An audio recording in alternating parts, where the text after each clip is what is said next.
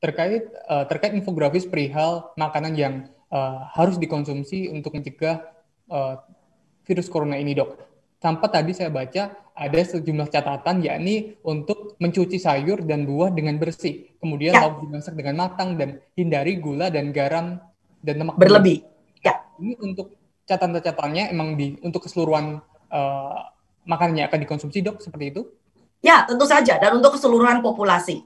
Ya, jadi bayangkan kalau seandainya anak-anak Anda di pengungsian, ya, yang sebetulnya bocah-bocah yang masih bayi-bayi itu bisa disusui, ya kan? Lalu kemudian ya itu lihat, barangkali kita akan bicarakan minggu depan. Ya, bayangkan kalau seandainya kepala daerahnya tidak paham.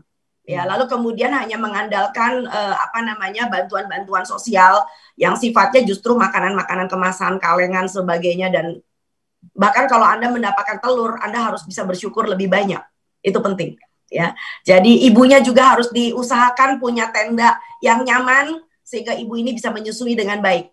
Sebab anak balita terutama dari umur 0 sampai dengan 2 tahun itu sangat membutuhkan air susu ibu, terutama di zaman bencana dan kita masih dilanda dengan pandemi. Karena tolong diingat, kekebalan tubuh anak itu berasal dari air susu ibu awalnya. Ya, selain dengan vaksinasi dasar dan wajib yang memang harus dilakukan. Baik, bagi seseorang yang sudah mengkonsumsi makanan yang sesuai anjuran ini, Dok, yang terdiri dari lauk pauk, buah-buahan, sayuran, dan makanan pokok, apakah masih dianjurkan untuk mengkonsumsi multivitamin atau suplemen, Dok? Jujur ngomong, saya aja enggak.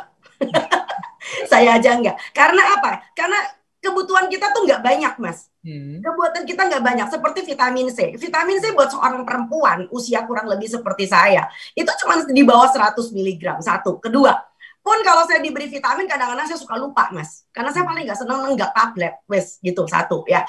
Dan yang kedua, tolong diingat bahwa begini loh, untuk bisa membuat, sekali lagi, daya tahan Anda baik, itu bukan karena vitaminnya, ya, tetapi karena tadi, kelima-limanya tadi, keseluruhan tadi. Buat apa Anda minum vitamin tetapi Anda senewen?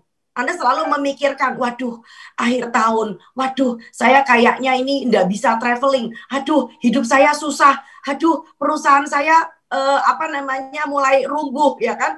Aduh, kok anak saya. Nah, itu yang saya katakan tadi, rasa bahagia, ya, rasa positif menghadapi hidup, itu adalah vitamin yang jauh lebih baik daripada suplemen yang paling mahal. Nah, tolong diingat, kata bahagia tadi itu tidak sama dengan Anda lalu kemudian dangdutan. Ya, nggak sama dengan Anda nonton bioskop. Karena itu bahagia yang cuma 30 menit sampai 60 menit tok. Nonton bioskop paling-paling kalau komedi ya 1,5 jam. Habis itu Anda kembali melihat daftar hutang. Anda sedih lagi gitu loh ya. Jadi yang disebut dengan kebahagiaan itu adalah sesuatu yang betul-betul Anda harus dapatkan dari diri Anda sendiri karena Anda mempunyai cara berpikir yang positif. Ya, barangkali juga Anda bisa dibantu dengan pasangan Anda, keluarga Anda. Itu sebabnya kenapa saya menghimbau juga ini menjelang akhir tahun, jadikan rumahku adalah istanaku. Itu penting. Begitu Anda mengatakan rumahku adalah istanaku, maka banyak sekali yang mesti dikerjain di rumah Anda. Ya, barangkali ini menjelang akhir tahun menghadapi tahun yang baru, bismillah kita mempunyai gelar karpet yang baru. Bukan karpetnya secara karpet beneran, tetapi artinya membuka halaman baru. Ya, karpet hidup adalah halaman yang baru. Jadi, di lemari dapur yang sudah expired, mari kita bongkar sama-sama. Anda ajak anak-anak untuk ikut bongkar lemari misalkan ya. Yang segala macam yang tadinya bungkus-bungkus dikaretin, ada tepung, ada jagung kecil-kecil, apa itu jagung kering. Kan kita kadang-kadang suka ngumpulin jagung kering buat popcornnya anak-anak ya.